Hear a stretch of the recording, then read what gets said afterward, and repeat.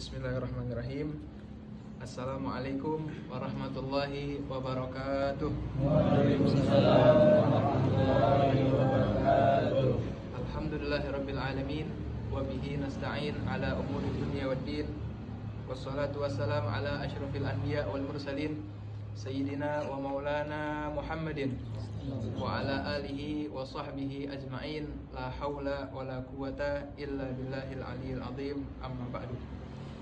Hadratal muhtaram wa muhtaramin yang sama-sama kita muliakan, guru besar kita semua Al-Walid Al-Habib Ahmad bin Alwi bin Saleh Al-Kaf, kita doakan beliau panjang umur, sehat walafiat, Allah jaga beliau, Allah jaga keluarga beliau, dan kita semua santri-santrinya semoga diberi ilmu-ilmu yang bermanfaat, diberi panjang umur, sehat walafiat. Kita tidak keluar dari majelis ini melainkan semua doa-doa kita dikabul oleh Allah, semua hajat-hajat kita diterima oleh Allah. Semoga kita tidak keluar dari majelis ini melainkan semua dosa-dosa kita diampuni oleh Allah. Amin ya rabbal alamin. Kedengaran ya suaranya semua ya?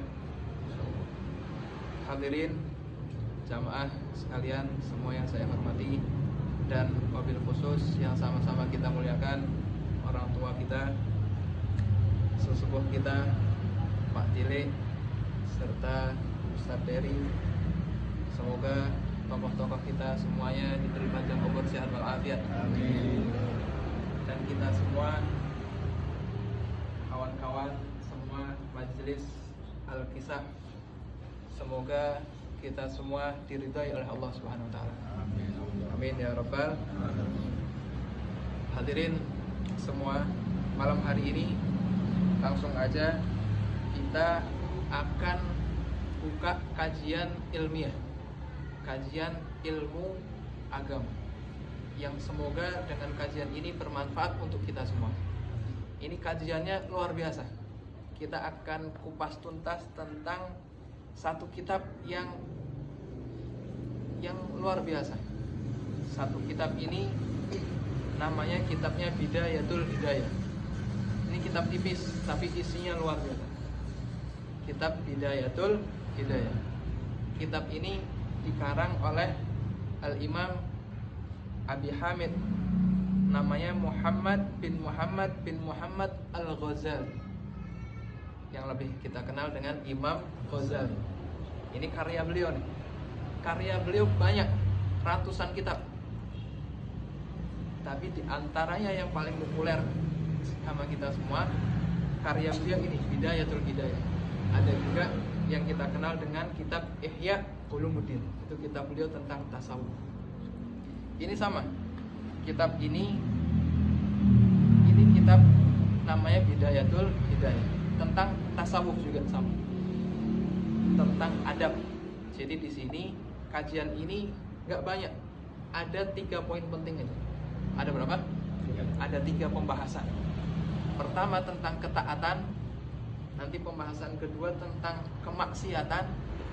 Terakhir itu tentang hubungan antara kita dengan Allah dan hubungan antara kita dengan sesama manusia. Itu dibahas di kitab kecil ini. Makanya insya Allah dikit-dikit kita insya Allah bisa menghatamkan kitab ini. Tapi nanti kita ambil poin-poin penting, poin-poin penting dari kitab ini. Ini luar biasa kalau kita ceritakan tentang Imam Ghazali. Beliau ulama yang sangat amat istimewa. Beliau dijulukin dengan julukan apa? Hujjatul Islam. Tahu artinya Hujjatul Islam? Hujjatul Islam ini hujjah, panutannya di agama Islam ini. Yang dirujukin, yang jadi rujukan ulama-ulama yaitu beliau ini.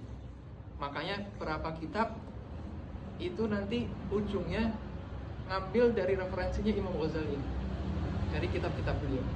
Makanya beliau dikenal dengan sebutan Hujjatul Islam, Imam Ghazali. Beliau ada pada tahun 505 Hijriah.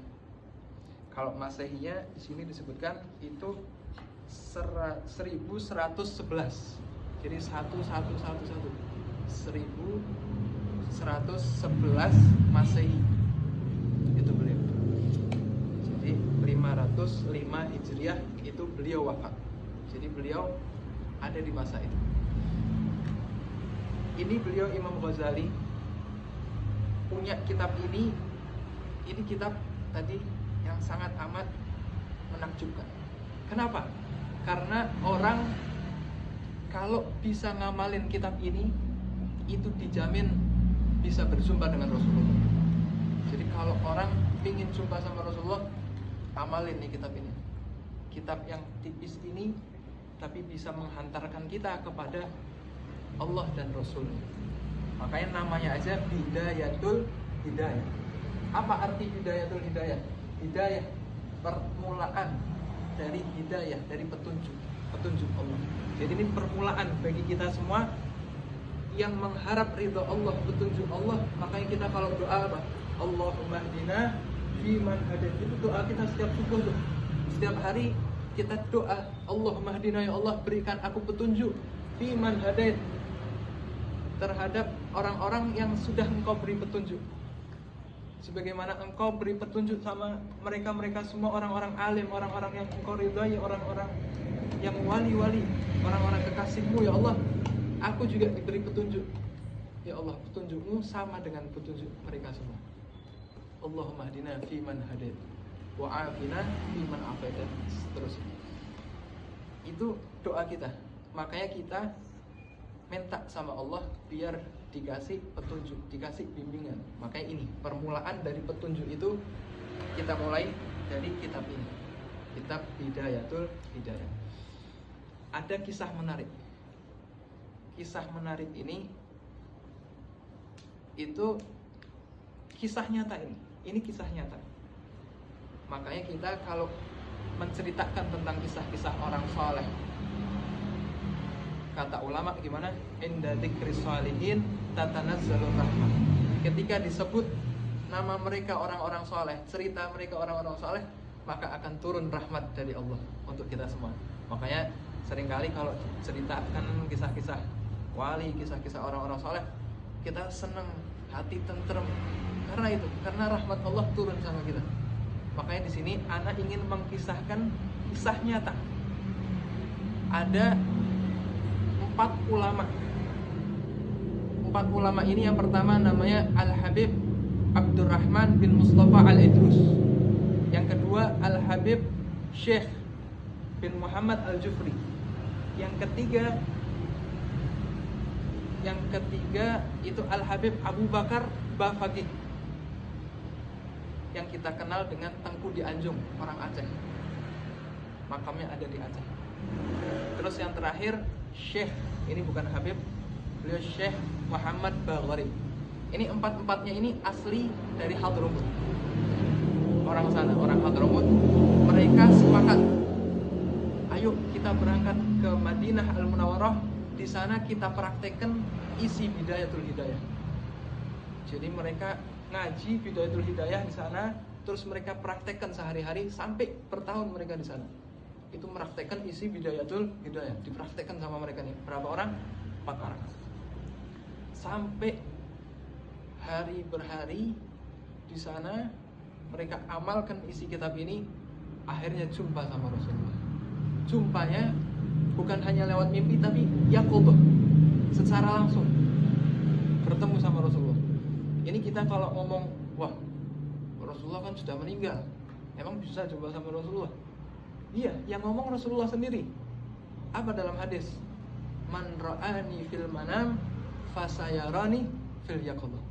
Orang kalau sudah jumpa sama Rasulullah di mimpi, maka dia akan jumpa sama aku secara nyata. Mereka 4 orang ini langsung jumpa sama Rasulullah dalam keadaan nyata, karena mereka sebelumnya sudah jumpa sama Rasulullah lewat mimpi. Ini 4 orang ini jumpa sama Rasulullah, dikasih hadiah sama Rasulullah berkat mereka mengamalkan isi kitab Bidayatul Hidayah. Yang pertama tadi Al-Habib Mustafa, Al-Habib Abdurrahman bin Mustafa Al-Idrus. Beliau dikasih hadiah sama Rasulullah. Apa hadiahnya? Buku notes kecil dikasih sama Rasulullah. Wahai Abdurrahman, pergilah kamu ke Mesir. Jadi dikasih hadiah buku tadi, disuruh pergi dakwah ke ke Mesir. Itu pertama. Terus yang kedua, Al-Habib Syekh bin Muhammad Al-Jufri dikasih sama beliau tongkat. Dikasih hadiah sama Rasulullah nih, tongkat. Kamu pergi ke India. Disuruh pergi ke India sama Rasulullah. Yang ketiga itu Al-Habib Abu Bakar Bafaqih, dikasih hadiah sama Rasulullah apa? Nampan. Dikasih nampan sama Rasulullah, kamu pergi ke Aceh. Jadi disebut sama Rasulullah, Aceh itu disebut. Aceh Indonesia disebut sama Rasulullah. Terus yang terakhir Syekh Muhammad Bagharib itu disuruh balik sama Rasulullah ke negerinya Hadramut. Di sana disuruh sama Rasulullah karena beliau nih ngajar anak-anak TPA, anak-anak TPQ. Jadi disuruh melanjutin pembelajarannya dengan Al-Quran. Suruh ngajar sama Rasulullah. Pergi mereka ini, 4 orang ini, 4 ulama ini pergi. Yang satu tadi pertama Al-Habib Abdurrahman bin Mustafa disuruh pergi kemana? Ke Mesir. Pergi Habib Abdurrahman nih ke Mesir. Dikasih hadiah sama Rasulullah apa? Buku dari notes. Pergi. Kita tahu sendiri bahwa Mesir ini tempatnya ulama-ulama di sana. Sampai sana beliau yakin ini hadiah dari Rasulullah. Udah dipegang, dibawa sama beliau. Sampai sana, sampai Mesir, itu Habib Abdurrahman bin Mustafa masuk ke Al-Azhar, Masjid Al-Azhar di sana. Di Masjid Al-Azhar itu, di sana kumpul semua alim ulama satu Mesir, kumpul semua. Dan lagi itu mau datang waktu duhur. Mereka di Mesir itu, jadi pembesarnya Mesir waktu itu meninggal dunia. Mereka lagi musyawarah, ini siapa pengganti kita? Pengganti pembesar di Mesir waktu itu. Karena datang waktu duhur, akhirnya mereka bingung, ini imamnya siapa nih? Yang patut jadi imam siapa di Mesir kali itu? Karena yang berhak jadi imam, kata Rasulullah apa?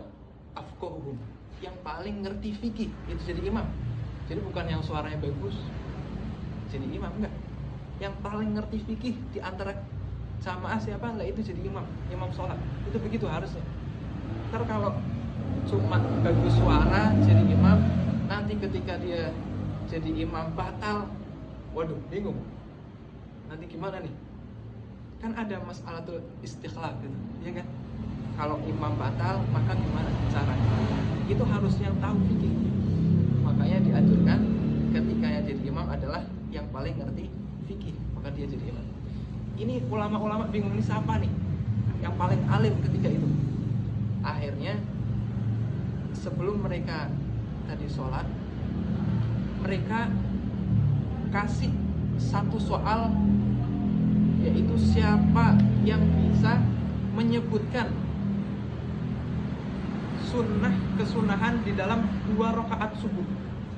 Sholat subuh itu kan 2 rakaat. Itu sunnah-sunnah yang ada di dalam sholat subuh ada berapa? Masing-masing ulama itu nulis ada yang dapat 200 kesunahan di dalam sholat subuh. Ada lagi yang dapat berapa? 300. Itu mentok deh. Saya 300, sebutkan tuh 300. Udah nggak ada lagi di atas 300.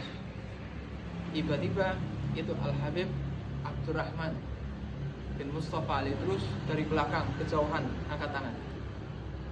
Ya, sahabat ini nggak ada yang kenal nih satu Mesir. Orang dari Hadramut datang, pakaiannya biasa. Beliau dengan ahlinya beliau faqih luar biasa dari Hadramut. Beliau sebutkan berapa? 500 sunnah di dalam sholat subuh.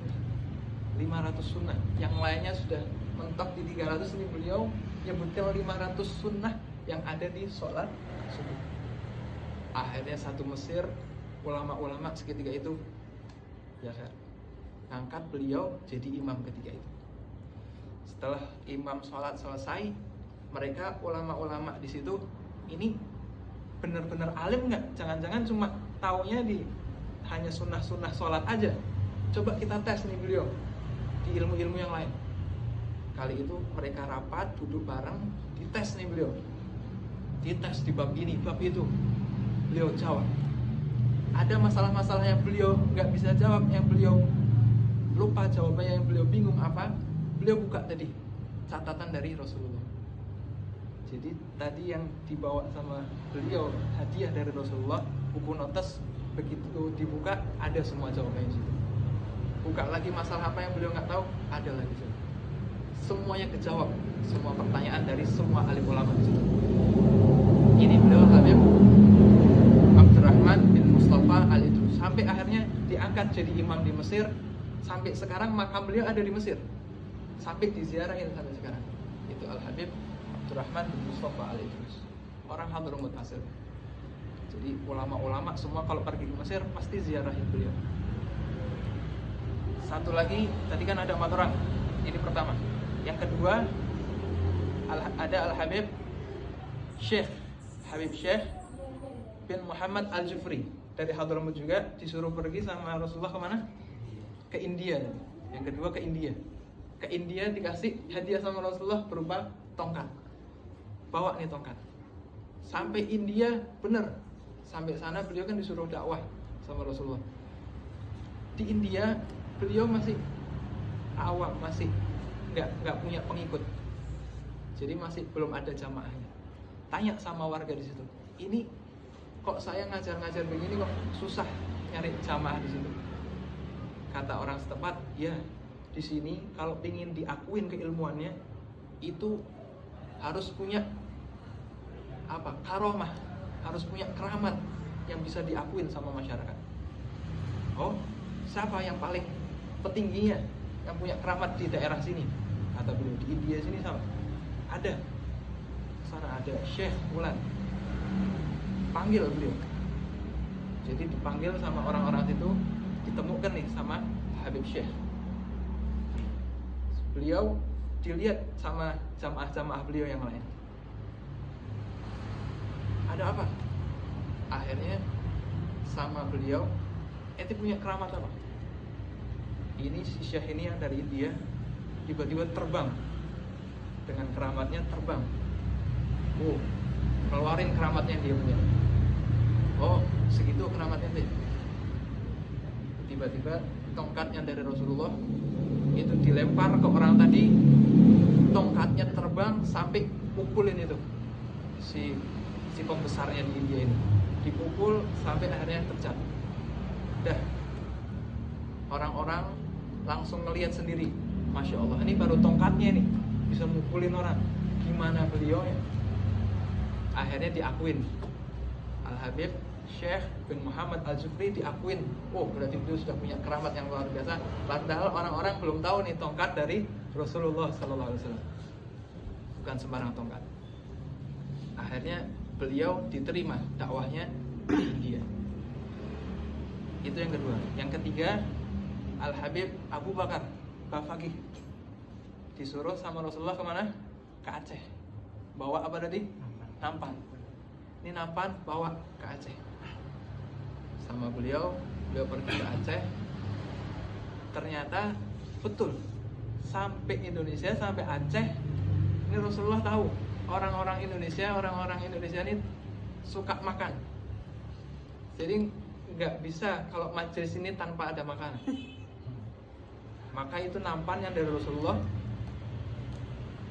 itu menu apa aja ada di situ.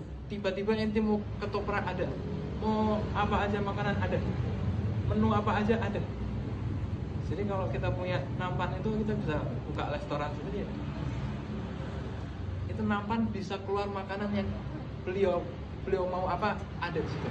Dan makanan itu dimakan sama semua jamaah yang kenyang. Ini nampan dari Rasulullah, hadiah dari Rasulullah. Yang nampan itu beliau buka majelis, buka kajian, habis itu dari kajian makan. Ini beliau Al-Habib Abu Bakar Bafaqih. Itu di sana di Aceh ada makam beliau sampai sekarang diziarahin di sana. Yang mana makam beliau waktu kemarin kejadian tsunami itu sama sekali nggak tersentuh air, sama sekali nggak tersentuh. Bahkan orang Acehnya di situ ngomong waktu kejadian tsunami itu yang ngelihat langsung tsunami, air itu cuma lewat aja, cuma lewat, nggak nyentuh pemakaman beliau. Di samping makam beliau ada sumur juga. Setelah tsunami itu kan air mesti kan kotor, tapi sumur beliau tetap bersih sampai sekarang. Itu di sana namanya Al Habib Abu Bakar Bafaqih yang dikenal dengan sebutan Tengku di Anjong. Sana di sana Habib Abu Bakar. Ini nyata, kisah nyata. Itu yang ketiga. Yang terakhir Syekh Muhammad, ini dari kalangan Syekh, bukan habaib. Itu sama Rasulullah tadi disuruh balik lagi ke Hadramut untuk mengajar Al-Quran. Jadi ini tadi kisah nyata berkat mengamalkan isi kitab Bidayatul Hidayah, mereka bisa jumpa dengan Rasulullah. Bahkan Rasulullah senang sama mereka, dikasihlah hadiah dari Rasulullah SAW.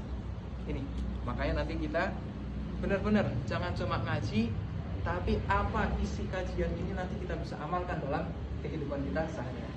Siap semuanya mengamalkan? Insya Allah. Jadi ayo kita sama-sama, semoga bisa sedikit banyaknya kita bisa mengamalkan isi kitab ini. Itu kisah-kisah nyata semua. Kalau kita ceritakan banyak kisah-kisah lain yang menyebutkan bahwa orang yang mengamalkan ini, isi kitab ini, itu manfaat hidupnya. Bahkan Imam Abdullah bin Alwi Al-Haddad yang kita biasa baca tuh, kitab ratibnya, apa beliau menyebutkan? Man qara'a bidayatul hidayah ruziqal hidayah. Orang yang membaca kitab ini, ngaji benar-benar kitab ini dan mengamalkannya, maka ruziqal hidayah, pasti bakal dikasih, dituntun sama Allah, diberi hidayah, bakal diberi hidayah sama Allah. Makanya namanya aja Bidayatul Hidayah. Ini permulaan untuk mencapai hidayahnya Allah. Banyak. Bahkan Al-Habib Ali bin Muhammad Al-Habsyi yang kita biasa baca kitab maulidnya itu Imam Ali Habsyi. Beliau ngomong bahwa ini kitab hadza kitabun azim, kata beliau. Ini kitab bukan sembarang kitab.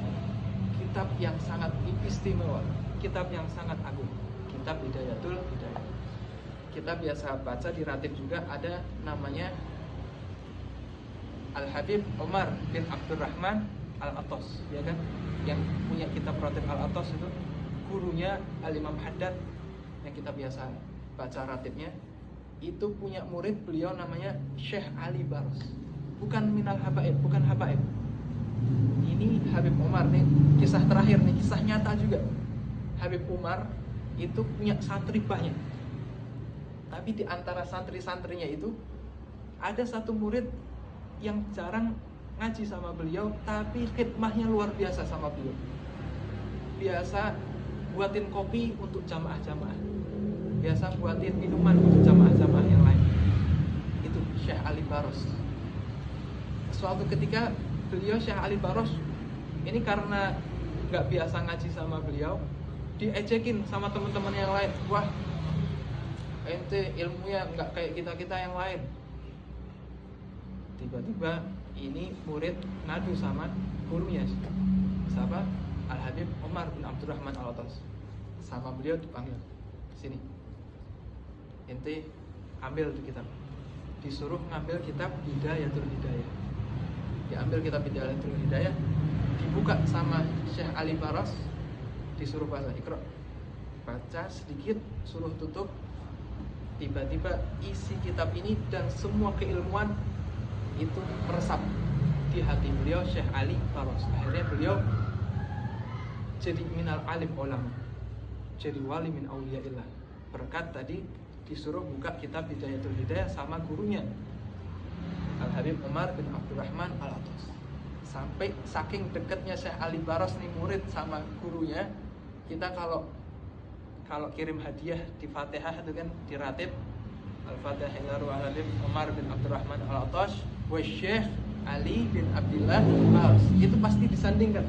Kata gurunya Al-Habib Umar bin Abdurrahman, gak sah orang kalau Fatihah sama aku, gak Fatihah sama muridku ini Syekh Ali Baros.